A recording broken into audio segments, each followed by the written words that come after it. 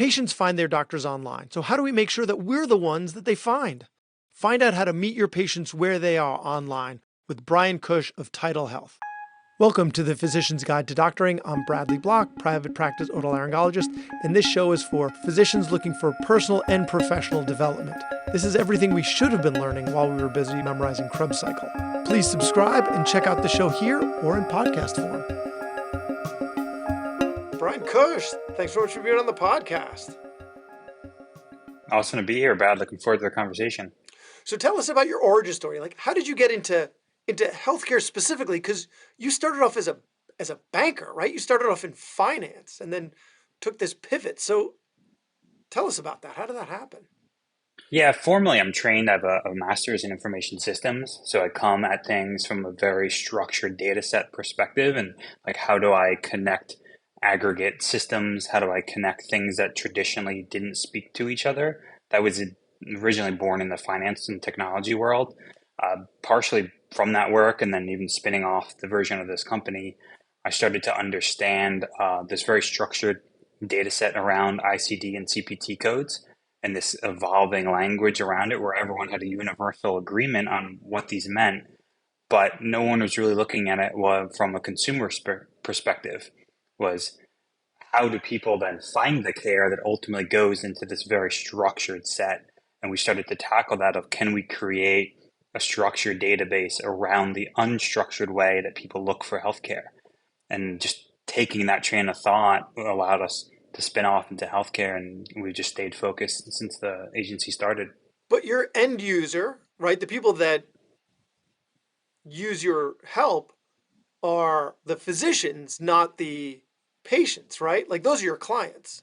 Correct. Yeah, we're working with, if it's health systems, health brands, individual practitioners, but the business of medicine has a very structured language to it, even from how to diagnose it, how to bill it, what things are profitable, unprofitable, and how do we understand that relative to then the consumer that we're trying to connect with. Okay, so maybe I'm misunderstanding something. Let's take a step back. What does your company do? We're a marketing and technology agency that specializes in healthcare. So we do the things I'd say that like traditional people know of digital marketing, if that's web development, web design, SEO, search ads, social ads, photography, videography, anything that could potentially interact with a patient or provider that you're trying to attract to your brand or practice. That's the outside of us from, I think, making sure people understand what we do, have a comparison point to other agencies. But under the hood of us, from really a technology and really language standpoint, is all of those things have some mode of communication. If it's a keyword you're buying or copy that you're writing, it needs to be written to the end consumer of your product, i.e. a potential patient. Got it. Okay, so you're using the data produced by a certain health system to figure out which patients they best match with. And then you can figure out how best to help them. So rather than just saying, like the doctor saying, like, I want to see more patients to do more knee replacements, like you're then digging into not what they say they need, but what they actually need based on their ICD-9 codes, ICD-10 codes, and CPT codes.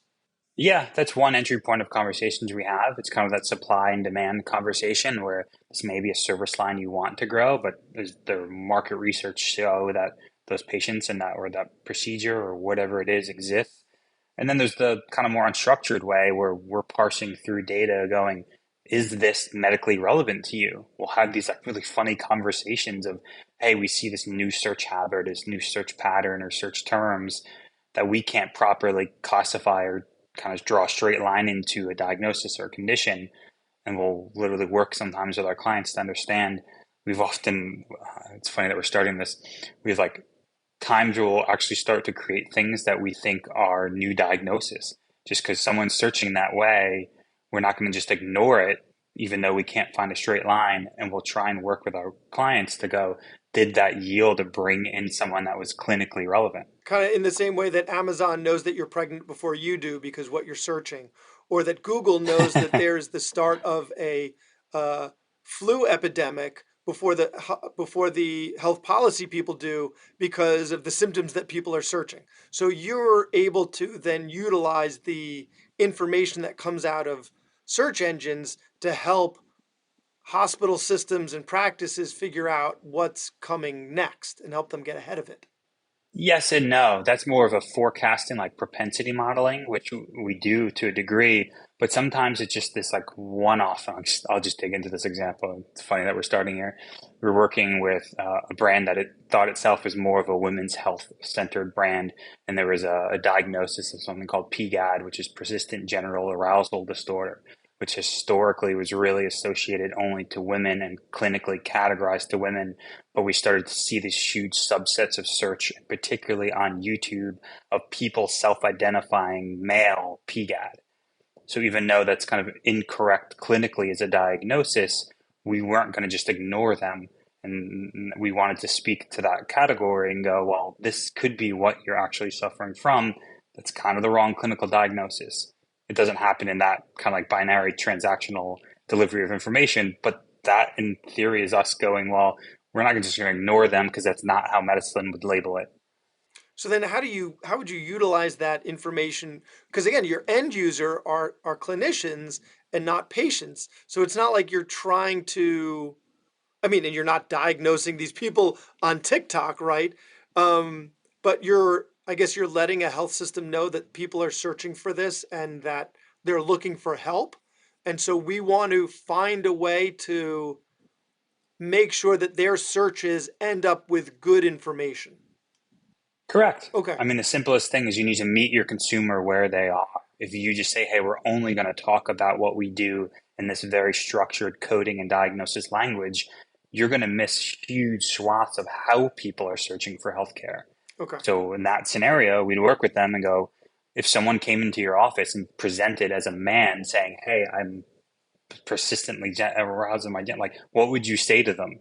How would you communicate to them that this could be clinically what you're experiencing or how you might properly diagnose this? Well, I would You say, can write that sir, content and have that conversation. I'm an otolaryngologist. You are very far from the wrong place. Please put your pants back on. We don't have gowns here. I'm really glad you took it there. Yeah. Yeah. And then you fire your marketer. Yeah. Bunch of people with priapism walking in. Man. Although there is erectile tissue in the nose, in the turbinates, but that's okay. We'll digress. Okay. So let's talk about, because it's physicians that are listening to this, right? And so we're trying to grow our practices, right? And so there are two main sources, and it's the patients themselves or referring doctors. And so if we are trying to meet them where they are, the first question is, where are they? Let's start with patients. Where are they? Yeah, when we have this conversation, I generally try and bucket it into a couple different areas of going kind of, are you looking at it from a short term and a long term perspective of like effect on your business? And then are you willing to invest time or are you willing to invest money? Like those categories and start to kind of affect where to focus your efforts. The simplest thing is just saying where they are, and the biggest thing you always recommend is building and owning your reputation. There's like a really interesting data point I always reference that we have this central database kind of on all the web properties that we manage, and it gives us a really unique insight into when and where and how consumers make decisions around healthcare. There's probably several 100,000 kind of appointments within this system. On average, about 13% globally come from Google My Business. Just that little property alone, when you Google something and you see that little kind of scorecard and there's reputation associated to it, the reviews on that drive in aggregate like 13% of all appointments.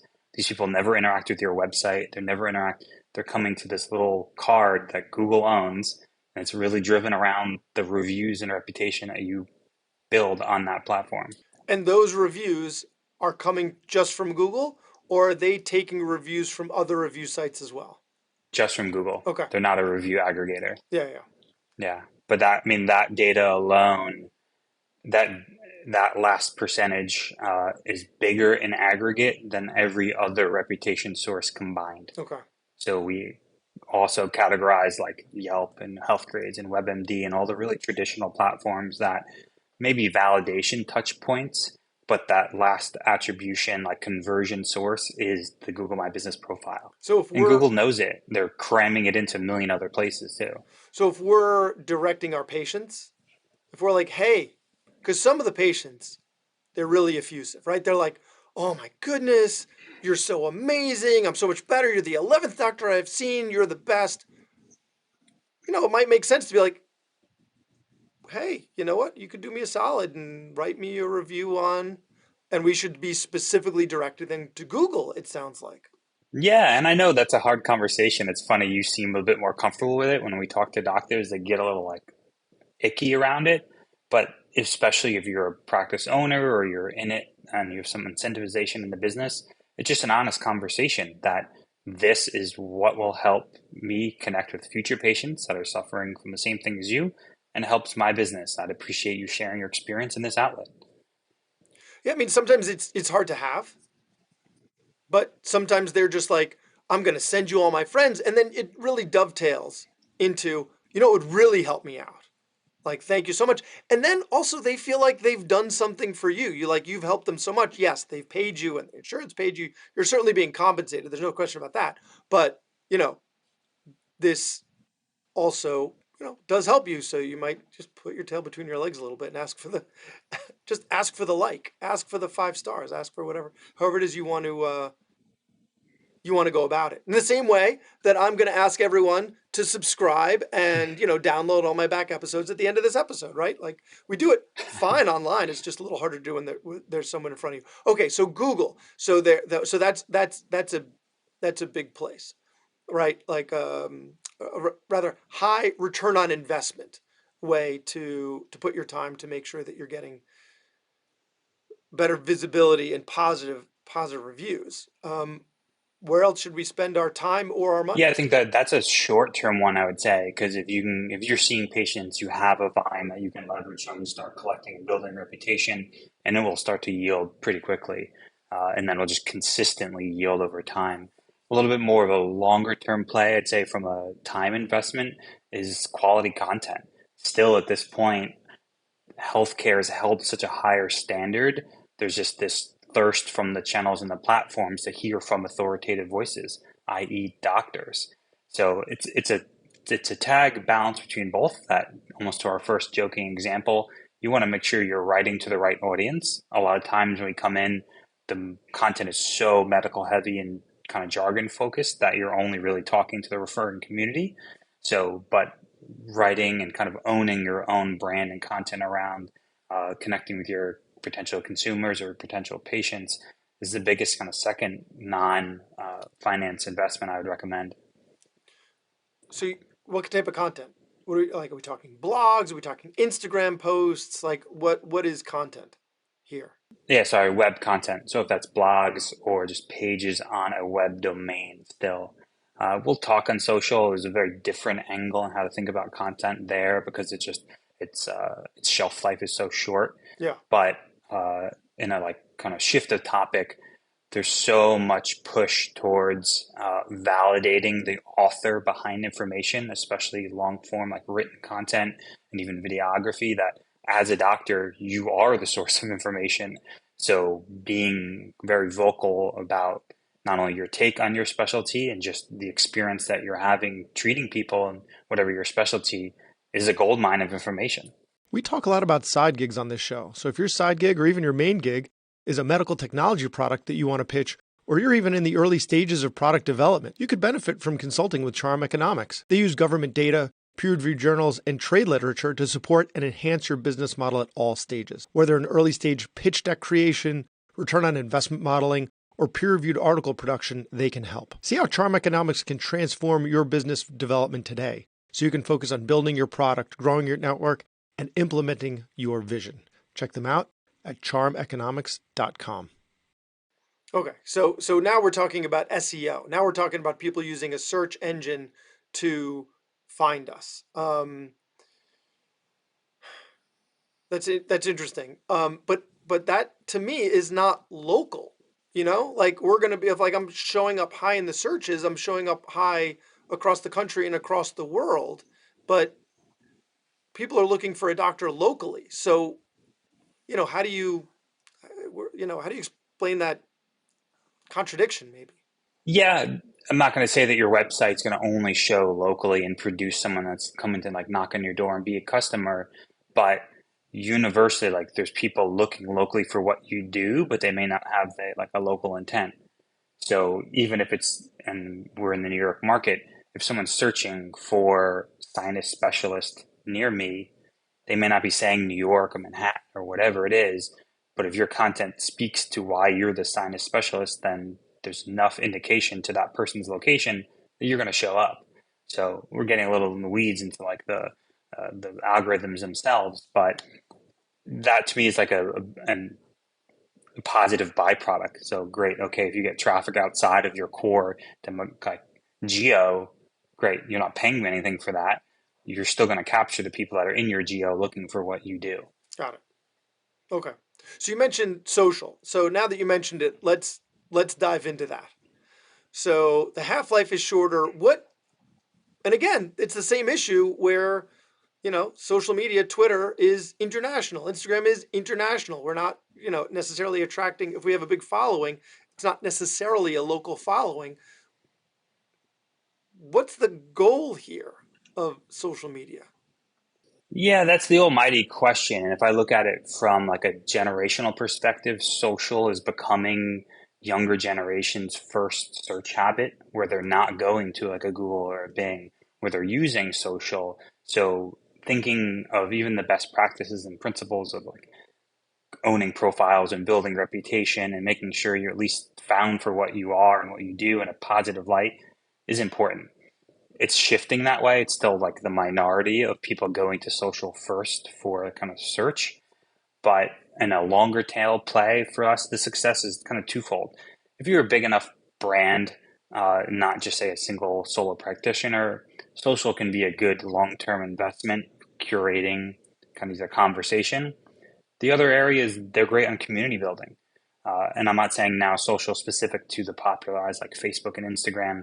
There's endless amounts of kind of like sub forums or sub brands, especially if you're in a niche condition or a niche disease state of going in and kind of authentically talking around your experience within those kind of gated communities of patients and providers is another positive way to get yourself out there. So let's say, like a spine surgeon, right? Like, I guess your community would be physical therapy and pain management doctors, and then any devices they might use. Like, that's the community that they're trying to build. Yeah, it can be. I mean, it can certainly be. Those are probably the top level ones that make sense, that are the first obvious that people think about of almost like more the business of healthcare. Again, like who are the referring specialists, who are uh, the medical device companies that will kind of work within my space. But I'd really push it further is patients are so vocal. A lot of those communities exist and have a higher kind of barrier of entry to allowing people in because they're so curated. Some of them exist on Facebooks, and we work and we do big virtual health summits where we actually curate support forums and groups within Facebook. So some exist there too, but just really pushing to look for the patient community, not just through the lens of who or how someone would refer to you. That makes me a little wary because now I feel like it's boundary pushing, right? Because it's a community of people that are suffering from the same or similar illnesses, and you as the practitioners coming in, like, to do what? To give advice? To like, I worry that you're going to be put in a position like people are going to be asking you questions about themselves. Now you're giving medical advice or declining to give medical advice over social media. I don't know. That makes me kind of wary. Yeah, I'm not representing by any means that this should be something to establish a connection on an individual level or sharing any kind of medical advice. But in that kind of pointed scenario, we use these channels to bring them to forums, or sorry, to summits with like pre-recorded information around the partnership that we developed with this brand and some medical associations. So we use the high barrier of entry to the group, knowing, okay, here's a kind of preset curated community of patients, to go, hey, here's a preset curated section of information from authorities that we think you should digest. So it wasn't a like, how do you go in there and have a conversation with an individual person? But to your point, it was a much better yield of investing efforts to potentially connect with people than, like you're saying, just hopefully that people globally don't just find your information. Got it. And so, you as the brand is coming in and offering them good information rather than an individual practitioner stepping into this community and like as yourself, right? Like, oh, Cleveland Clinic has this information for patients with lupus. Here's a slideshow, here's a lecture, rather than, hey guys, so you got lupus, huh? I think I might be able to help. Yeah, I would say that like abstract, just like high level theoretical intro is never going to be helpful, and then always seen as not passing the sniff test. Yeah. So yeah. Okay. Okay. Um, let's diverge a little bit from our main gigs for a second and talk about side gigs. So, a lot of there are a lot of physicians out there with side gigs, um, many of which are directed towards doctors, some of which are directed towards other patients, whether they're like a health coach or something like that. Is there any difference between how we're gonna manage our online presence for our side gig than from our main gig? Yeah, I mean, theoretically, not massive. I mean, in practice, certainly. I mean, understanding the nuance of each side gig, if it's something that's totally passive, or someone just like signing up for a drip series of information, or something that isn't involved in kind of like one-to-one live of your efforts, becomes a very different methodology in trying to kind of how to track that patient or consumer. So there's going to definitely be things in practice that would be different, and again, it always kind of boils down to the time versus money investment. So there's some nuance to understand between those two. But in theory, not really. All right, all right. Now let's talk about trustworthiness. So it's in Google's best interest to make sure that the content that people are getting is legit. Because if it's not, people are going to stop using them, right? It's like in their best interest for it to be, um, for, it's not some like ethical, they're like, we want to make sure that doctors' voices are heard. No, it's in their best interest for our voices to be the ones that are heard. So people then keep going back over and over. Otherwise, they're going to use Bing. So so right. So they want trusted voices. So how do we make sure our voices are those trusted voices? Right. Just like put MD after my name. Is that good enough? And then Google's going to find me.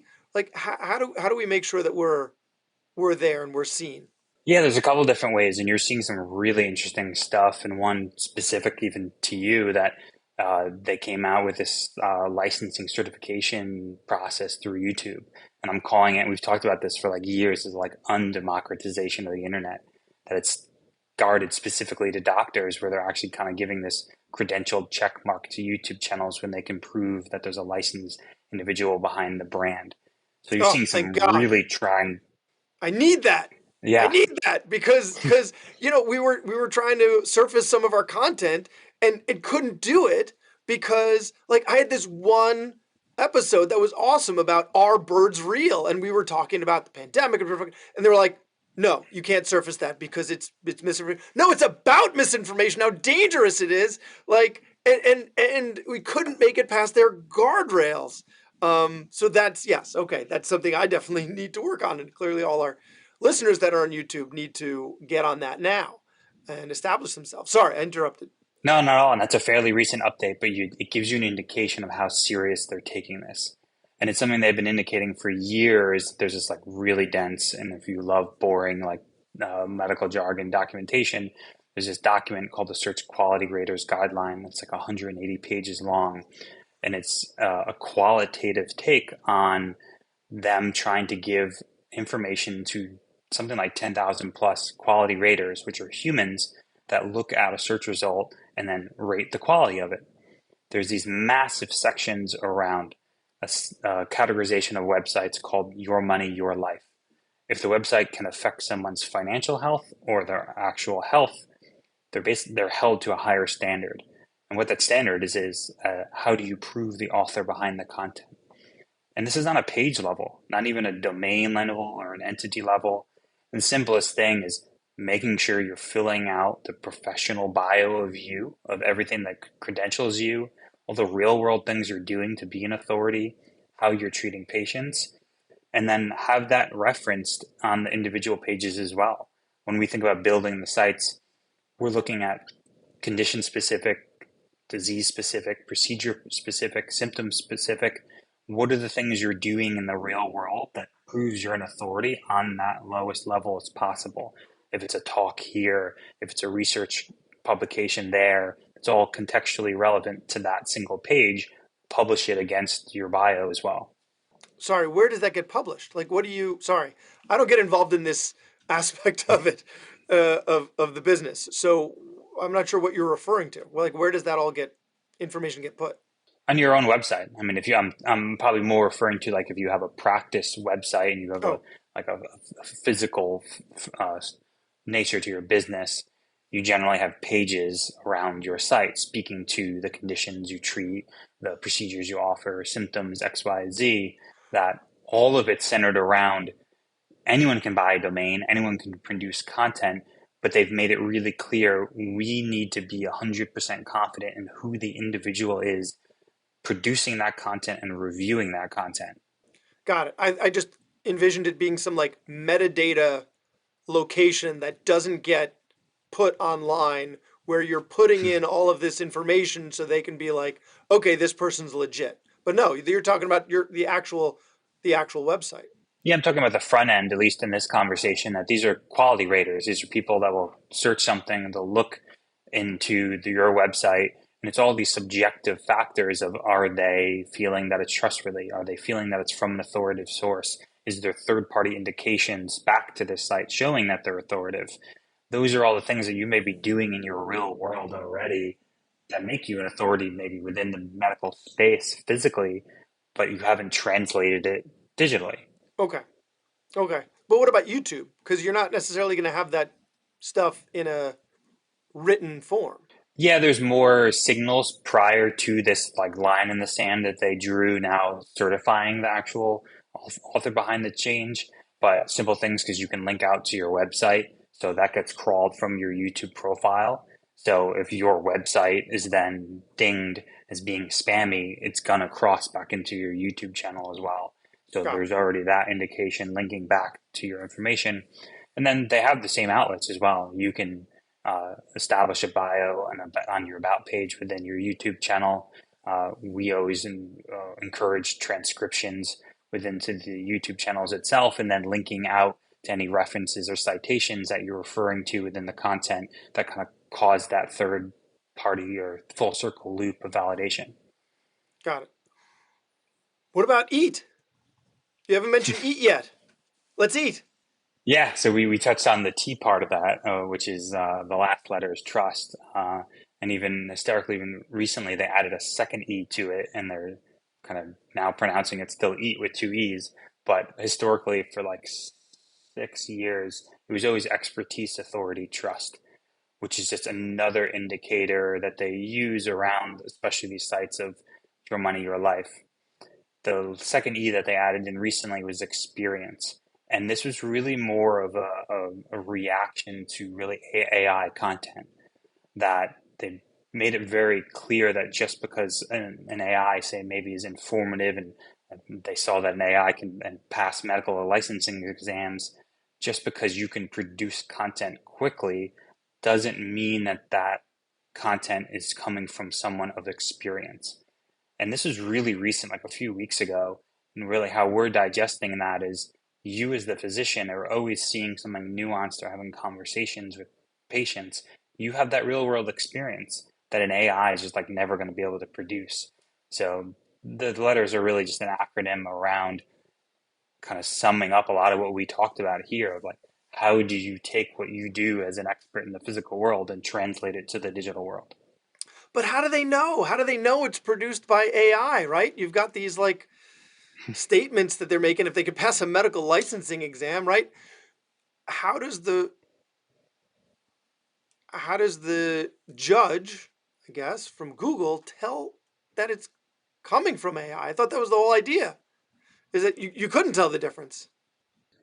Yeah, I'm not going to pretend to be the one, like the expert in that specific topic, but there's a lot of good case studies that are coming out in our field already of sites just being crushed organic traffic wise that were these mass produced kind of like plug and play situational AI driven content sources that the outside world is kind of obsessed with this chat GPT AI, and all you're hearing is kind of this murmuring that Google is like 4 to 5 times greater in its AI capability, but they have a lot more to lose if it gets out into the wild and tarnishes their brand. So they certainly have an ability to how to flag and identify content that they're already factoring into their algorithms. So Google's AI is bigger than their AI. So my my gun is bigger than your gun. So or whatever, they bring a gun to a knife fight. You know what I'm saying? That so that's how they're able to identify it because they just have a more Yeah, I sophisticated mean, they're system. So it's I able to have no sniff out idea. the I'm not going AI. to say I'm validating this, but a lot of this has been floating around in our industry. Is that if Google opened up their AI free, like how ChatGPT did, they're saying the cost to run it would be something like 4 times their yearly revenue. So they're just figuring out how to release it and use it externally. That's that's terrifying. Okay. Any final words for the physician audience about how we can start marketing ourselves a little better, making sure we're where the patients are or referring physicians are, so that we can make sure that they're coming to see us. Yeah, the one thing I always love to talk about is just uh, don't be afraid to speak on your consumer's level. And it's something that we always publish, like the date that the information was reviewed and then the last time that it was updated, because oftentimes new research will come out. We'll ingest new variants of like search terms and how people are finding something, and you'll be surprised at the magnitudes of volume difference on kind of what people are searching and suffering from relative to just how you would diagnose it or how you would code it and how it would get billed.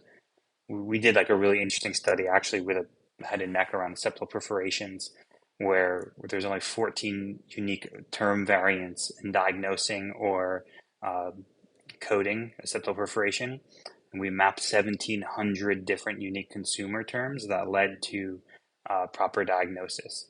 And this is just one really isolated time period to just show the variety of layman things that people are looking for because they ultimately don't know what they have yet or who to treat it. So I think another way to think of that would be symptoms, not diagnoses.